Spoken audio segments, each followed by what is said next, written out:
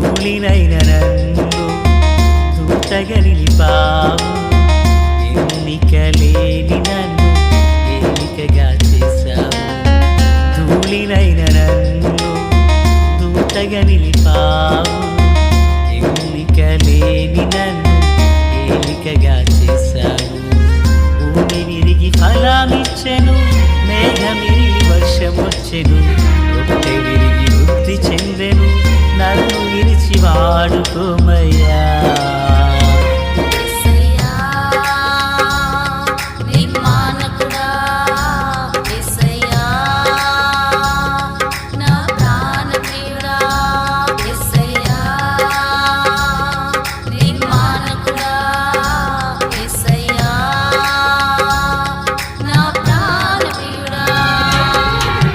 ధూళినైన నన్ను దూతగా నిలిపావు, ఎన్నిక లేని నన్ను ఏలికగా చేశావు.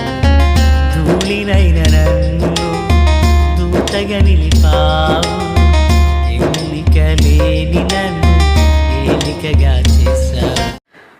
ప్రభు అయినటువంటి యేసుక్రీస్తు వారి పరిశుద్ధమైన నామములో తండ్రి అయిన దేవాది దేవునికి నిత్యము స్తుతియు స్తోత్రములు, మహిమయు ఘనతయు ప్రభావములు యుగయుగములు ప్రభునకి చెల్లునుగాక. ఆత్మీయులారా, బాగున్నారు కదా? దేవుని మహాకృపను బట్టి మరో పర్యాయం మనం ఇలాగున కలిసి దేవుని వాక్యాన్ని ధ్యానం చేయుటకు గాను దేవుడు మనకు తన ఉన్నతమైన మహాకృపను అనుగ్రహించి ఉన్నారు. దయగలిగిన ఆయన ఆత్మచేత సమభూమి గల దేశమున ప్రభువు మనలను నడిపించునుగాక. ఆమేన్. నేటి దినాన పునరుత్థాన ఆదివారం. గడిచిన వారమంతటిలో దేవుడు మనల్ని కాచి కాపాడినందులకు గాను కృతజ్ఞతా హృదయంతో ప్రభువు సన్నిధానమున నిలవవలసిన సమయం ఆసన్నమవుచున్నది. కనుక త్వరితగతిని ప్రియులు సిద్ధపడి దేవుని సన్నిధిని కనబడుటకై వేగిరపడవలనని ప్రభువు నామం పేరట ప్రార్థనాపూర్వకంగా ఆహ్వానాన్ని తెలియపరచుచూ ఉన్నాను. సంతోషం. నేటి దినాన మరి మనం వినబోచున్న వర్తమానాలు, చదువునయున్న వాక్య పఠనాలు ఇవిగో ముందుగానే మీ కొరకు సిద్ధపరచబడ్డాయి.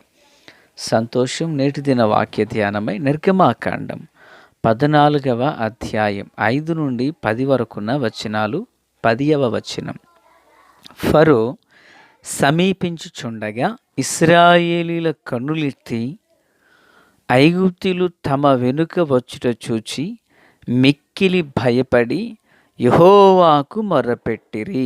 ప్రార్థన. మహాపరిశుద్ధుడా, ప్రేమగల తండ్రి, కృపగల దేవా, స్తోత్రాలు. చదవబడి ఉండిన వాక్యం మీది.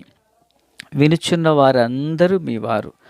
మీ దాసుడనైన నన్ను పూర్ణముగా మరుగు చేసి దైవస్వరమును వినిపింపచేయమని, రాకడ కొరకు రాజ్యం కొరకు సిద్ధం చేయమని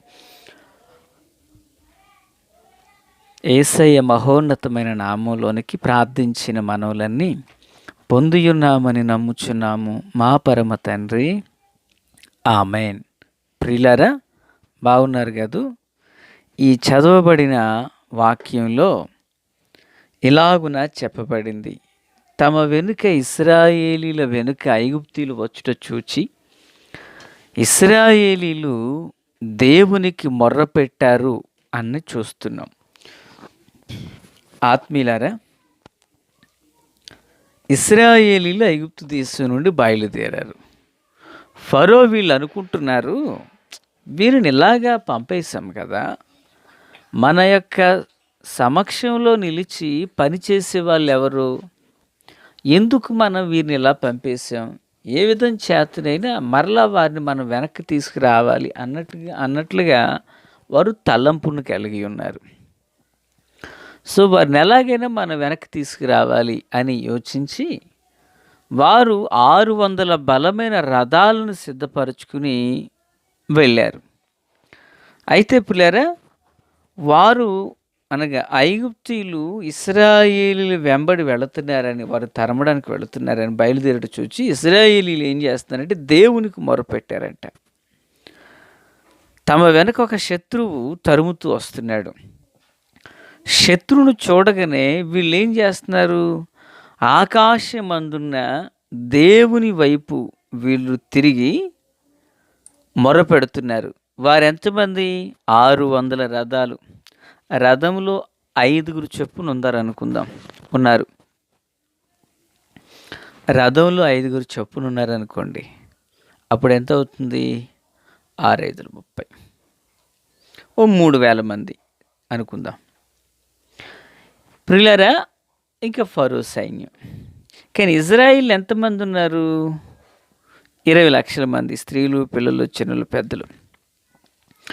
వారు 6 లక్షల కాల్బలగం మోసే కాలానికి. అయితే వీరు నిజానికి ఫరో సైన్యం కంటే వీరు ఎక్కువే ఉన్నారు.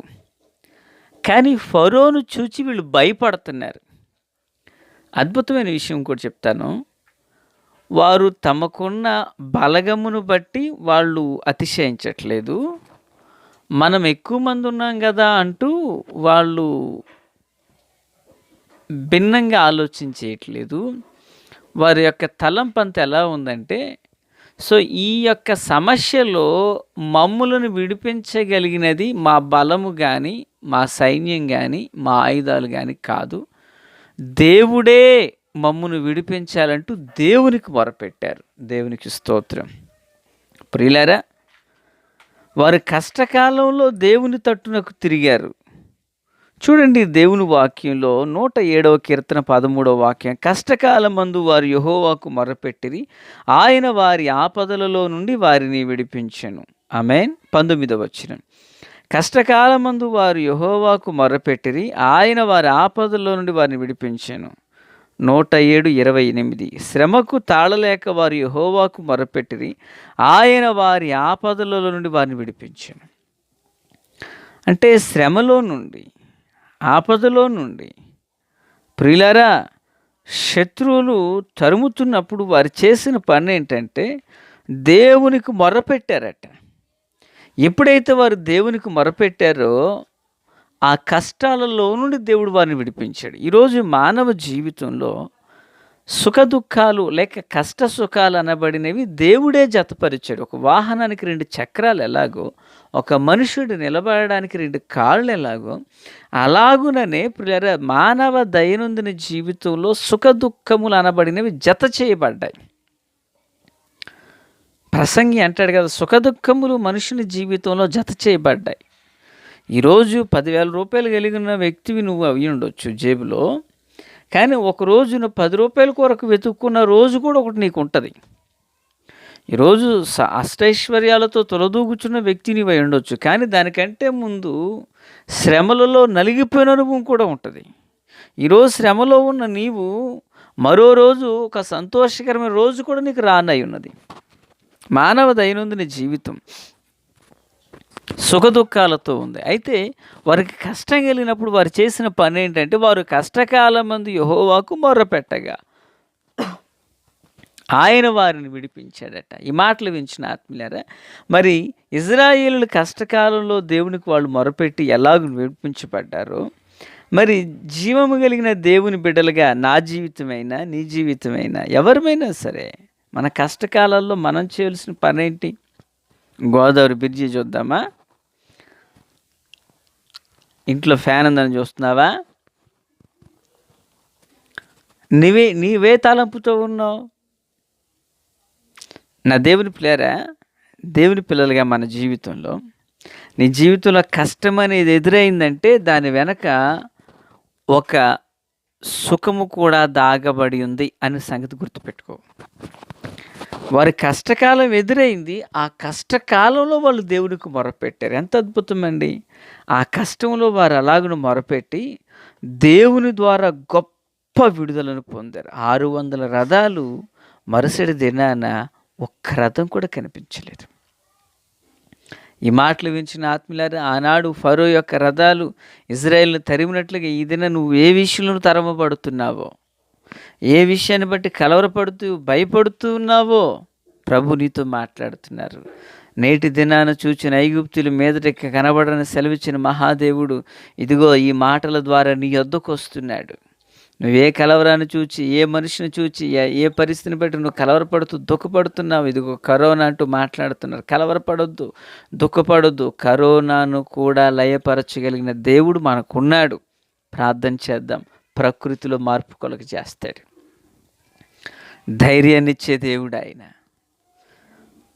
యేసు ప్రభు వారు ధోనిలో ఉండగా శిష్యులు అంటున్నారు, ప్రభా మేము నశించిపోతున్నాం, నీకు చింత లేదా అంటూ ఆయన్ని మేలుకొలిపారు. పిల్లరా, ఆయన గాలిని చూచి భయపడి మునిగిపోసాగి ప్రభా మమ్మల్ని రక్షించమంటూ పేతురు కూడా ఒకసారి కేకలు వేశాడు. వెంటనే యేసు చేయి చేప అతను పట్టుకుని అతను రక్షించాడు కదా పేతుర్ని. పిల్లరా, అలాగే యేసు ప్రభులు వారు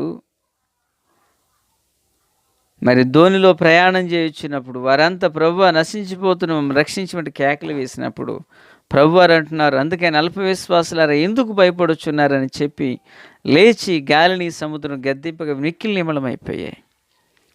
వారు కూడా శ్రమలో ప్రభుకు మొరపెట్టలేదా, విడిపించబడలేదా? ఈ మాటలు వించిన దేవుని బిడ్డ, నీ జీవితంలో కూడా దేవుడు అద్భుతం చేస్తారు. విశ్వసించు. ఏదైనా మేలు చేసే దేవుడైనా తప్పక నీ పక్షాన కార్యం చేస్తారు. తప్పక నీ పక్షాన ఉన్నతమైన కృపను అనుగ్రహిస్తారు. నిశ్చయంగా నీ పక్షాన దేవుడు సహాయం చేస్తారు. విశ్వసించు, కలవరపడొద్దు, ధైర్యం వహించు. దేవుడు చేసే కార్యాలు కొరకు ఎదురు చూడు. ఆమేన్.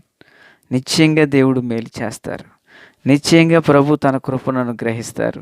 ఇశ్రాయేలు కష్టకాలమందు దేవునికి మొరపెట్టి వారు అద్భుతమైన విడుదలను పొందినట్లుగా నీవు కూడా విడుదల పొందుతావు.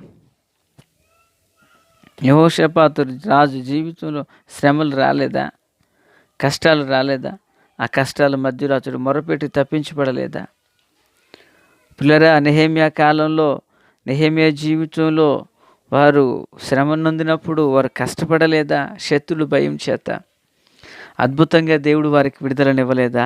నీ పక్షాన విడుదల చేస్తాడు ఆయన. నీ పక్షాన కూడా ఒక ఉన్నతమైన కృపను అనుగ్రహిస్తాడు. ఇదిగో మాట్లాడుచున్న నా పక్షాన కూడా దేవుడు సహాయం చేస్తారు. ఆత్మీయులారా, వారు కష్టకాలం మందు యెహోవాకు మొరపెట్టి గొప్ప విడుదల పొందారు.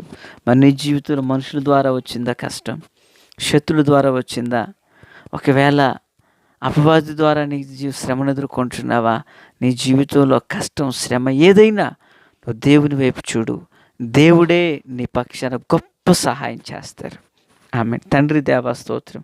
వాక్యం అందరి హృదయాల్లో ఫలభరితం చేసి మేలుతో నింపి నడిపించి మహిమ పొందండి. యేసు నామమున ఆమేన్. Praise the lord.